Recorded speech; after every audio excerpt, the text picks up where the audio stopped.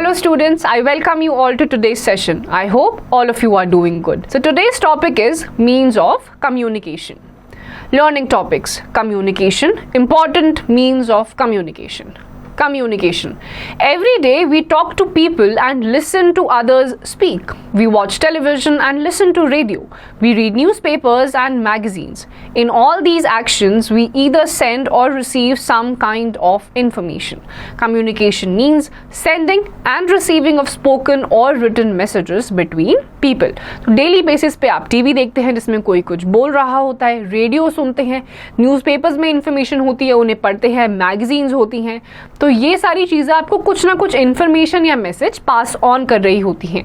तो कम्युनिकेशन का मतलब है कोई भी इंफॉर्मेशन या मैसेज जब एक लोग से दूसरे लोगों तक या तो रिसीव होता है या फिर सेंड होता है. Important means of communication.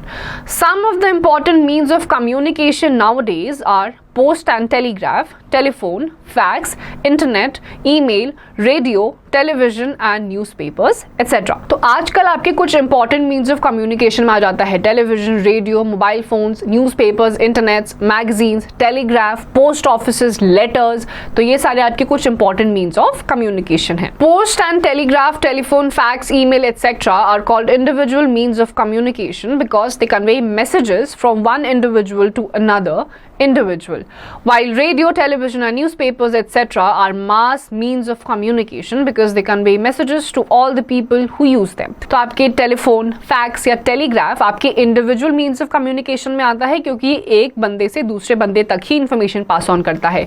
On the other hand आपके टेलीविजन, रेडियोज, न्यूज़पेपर्स, मैगजीन्स ये मास मीन्स ऑफ कम्युनिकेशन में आता है क्योंकि ये एक ही साथ बहुत सारे लोगों को इंफॉर्मेशन पास ऑन हो जाती है.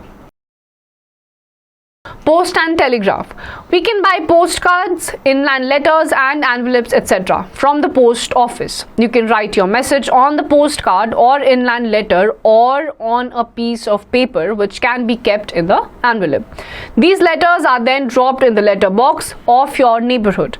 The postman collects the letters from the letter box and then they are sorted out in the post office. The postal department sends these letters by various means of transport to their addresses. तो एक post office में आपको अलग अलग जगह के stamps, post cards ये सब मिल सकते हैं जिसके थ्रू आप एक जगह से दूसरी जगह पे बड़ी ही आसानी से अपना मनी ऑर्डर, अपने लेटर्स पहुंचा सकते हैं. ये सारे लेटर्स पोस्ट ऑफिस में जाते हैं, वहां पोस्टमैन आता है, पिक करता है और उनको अपनी रिस्पेक्टिव जगहों पर पहुंचा देता है.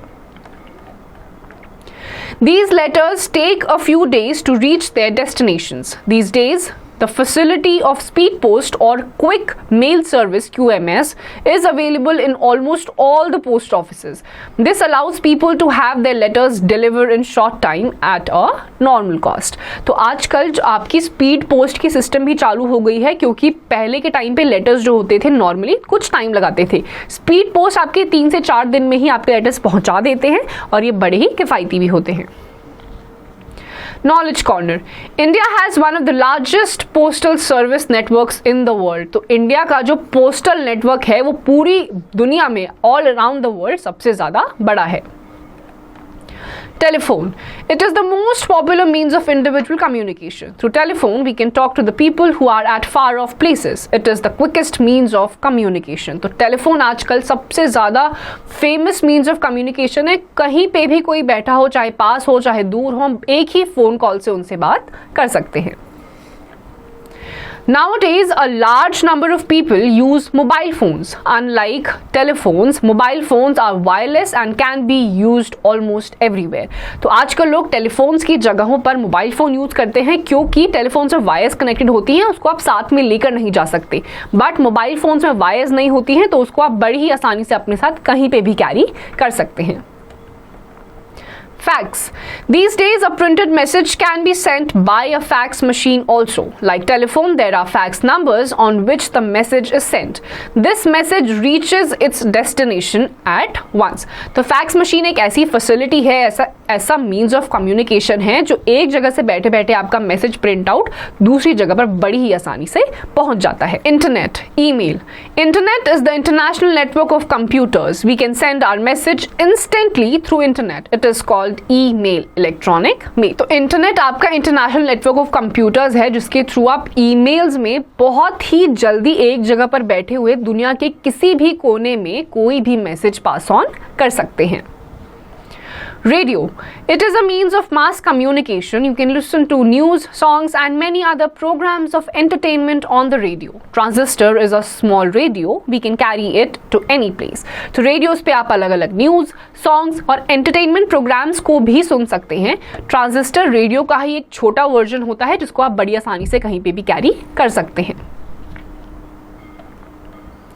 Television.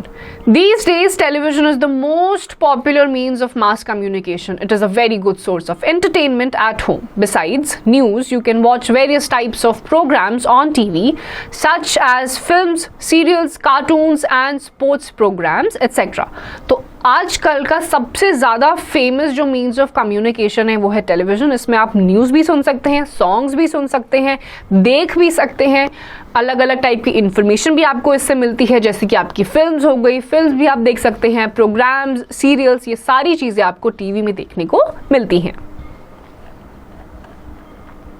Newspapers and magazines.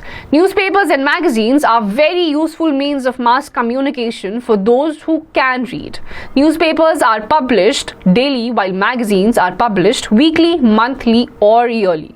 They are published in different languages. They give us all types of information. Interesting stories, cartoons and sports events, etc. are also published in the newspapers and magazines. Reading newspapers is a very good habit.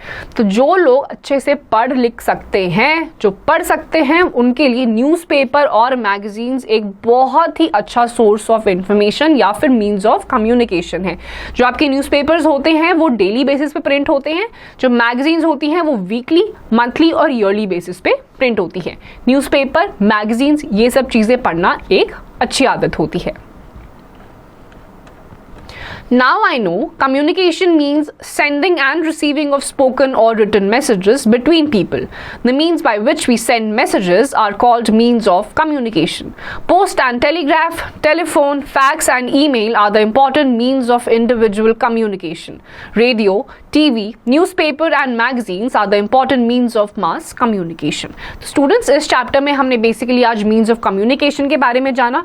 कौन से आपके means of communication होते हैं, जैसे कि आपका telephone हो गया, टेलीविजन हो गया, रेडियो हो गया, ट्रांजिस्टर्स हो गए, न्यूज़पेपर्स एंड मैगजीन्स हो गए। तो ये सारे आपके अलग अलग मीन्स ऑफ कम्युनिकेशन है और इनको किन तरीकों से यूज करा जाता है एंड विद टाइम ये किस तरीके से इवॉल्व और डेवलप हुए हैं वो भी हमने देखा। So students, here comes the end of this chapter. इसकी जितनी भी एक्सरसाइजेज हैं वो आपको खुद से करनी है।